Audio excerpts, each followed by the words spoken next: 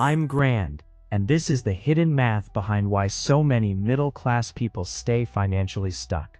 There is a quiet psychological shift that happens when someone realizes they are working harder each year yet somehow feeling less financially secure. And for many people, this feeling arrives slowly, through ordinary moments rather than dramatic crises. Because the modern middle-class experience is rarely defined by visible poverty, but instead by constant financial pressure hidden beneath stability, where the paycheck arrives on schedule, bills are technically paid, daily routines continue normally, and yet the feeling of falling behind never completely disappears. What makes this situation psychologically exhausting is that the middle class often exists in a strange financial territory where income is high enough to create responsibilities, but not high enough to create freedom. And over time, this produces a system where even disciplined people can feel trapped despite doing almost everything society told them to do correctly. For decades, the middle class was associated with upward mobility, home ownership, stable careers, and long-term financial progress. But modern economic systems have changed the mathematics underneath that promise in subtle ways that are easy to miss during everyday life. The issue is not usually one catastrophic financial mistake. Instead, it is the accumulation of dozens of small structural pressures working together over many years. Housing becomes more expensive slightly faster than wages rise. Transportation costs increase quietly. Insurance expands. Education becomes more competitive and therefore more expensive. Digital subscriptions multiply. Everyday convenience becomes normalized. Interest payments become permanent rather than temporary. At the same time, social expectations also rise because modern middle-class identity is now heavily tied to visible consumption, personal branding, and lifestyle presentation. The dangerous part is that most of these expenses do not feel irrational in isolation. A reliable car feels necessary for work. A larger apartment feels connected to safety and status. Faster internet feels essential for modern productivity. Better schools feel tied to future opportunities.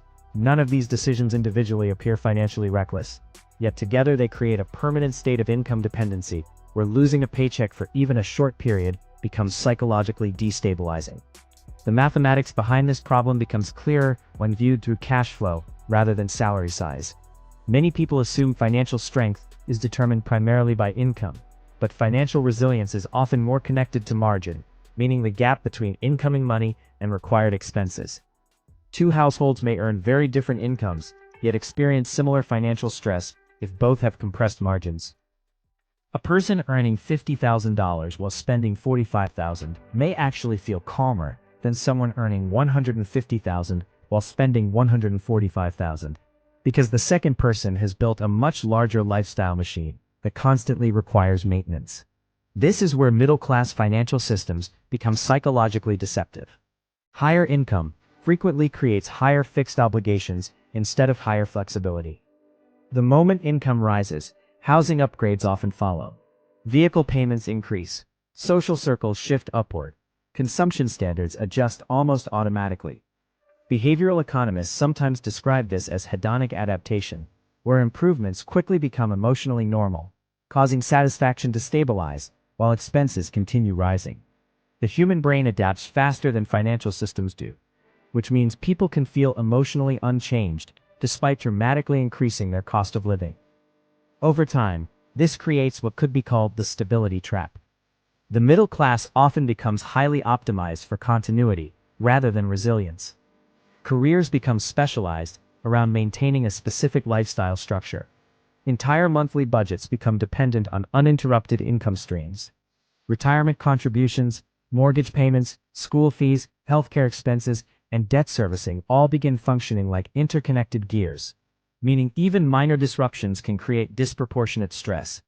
What appears stable externally may actually be extremely fragile internally. Historically, this pattern becomes even more interesting.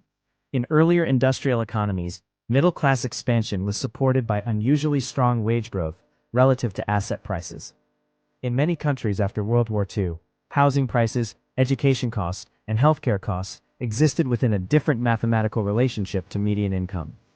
A single salary could often support an entire household because productivity growth and wage growth moved more closely together. Over time, however, asset inflation accelerated faster than labor compensation, meaning ownership became increasingly difficult even while economies technically expanded. This created a subtle but important shift in how wealth is built. In many modern economies, wealth growth increasingly comes from owning appreciating assets, rather than simply earning wages. Labor income supports survival and consumption, while asset ownership compounds over time through appreciation, dividends, equity growth, and leverage. The problem is that middle-class households are often positioned directly between these two systems. They earn too much to qualify for assistance, but often not enough to accumulate meaningful appreciating assets early enough for compounding to dominate. Small differences in investment timing, savings rate, debt burden, and asset exposure can produce dramatically different outcomes across 20 or 30 years. And this is one reason financial inequality often widens gradually, rather than suddenly. The middle class frequently experiences delayed investing because immediate obligations consume available cash flow during the years when compounding would have been most powerful. Psychologically, this creates another hidden problem. Many people interpret financial stagnation as personal failure, when the issue is often systemic mathematics interacting with human behavior. Modern economies constantly encourage present consumption because consumption drives economic activity. Advertising systems are designed to reduce friction between desire and purchase. Digital platforms compress the time between impulse and transaction. Credit systems allow future labor to finance present identity. None of this requires malicious intent to function. It simply reflects the incentives built into consumer economies. The result is that many middle-class individuals end up living inside highly efficient extraction systems without fully recognizing them. Small recurring payments become normalized.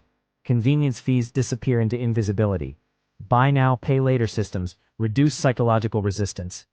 Algorithmic advertising studies behavioral patterns to maximize engagement and spending. Financial friction decreases while emotional temptation increases. From a systems perspective, the modern economy often rewards spending consistency more reliably than saving discipline. This is also why financial stress today feels emotionally different from older forms of scarcity. Traditional scarcity was visible and immediate. Modern middle-class stress is often invisible and chronic. It exists in background anxiety, rising subscriptions, delayed retirement calculations, growing debt balances, and the feeling that every financial decision carries long-term consequences. Many people are not financially collapsing, they are financially exhausted. What eventually changes the situation for some individuals is not necessarily a dramatic increase in income, but a shift in understanding. Once people begin viewing money less as a symbol of status and more as a system of optionality, behavior often changes naturally. Financial flexibility starts becoming more psychologically valuable than visible consumption. Lower fixed expenses begin creating emotional stability. Delayed gratification becomes less about sacrifice and more about reducing dependency. The deeper realization is that wealth and income are not identical concepts. Income measures movement. Wealth measures stored resilience. A person can appear financially successful while remaining completely dependent on continuous labor, while another person with a smaller lifestyle structure may quietly possess greater long-term security.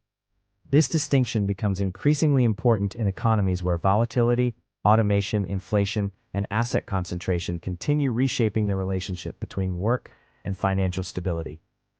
The middle class is not failing because people suddenly became irresponsible or lazy. In many cases, they are navigating systems whose underlying mathematics changed faster than cultural expectations did. Society still teaches old financial assumptions inside a newer economic environment where the rules operate differently. Understanding this does not magically solve financial pressure, but it does replace confusion with clarity, and clarity changes decision-making over time. Once someone understands that financial freedom is often less about appearing wealthy and more about reducing structural dependency, entirely different priorities begin to emerge quietly, gradually, and without the need for dramatic transformation.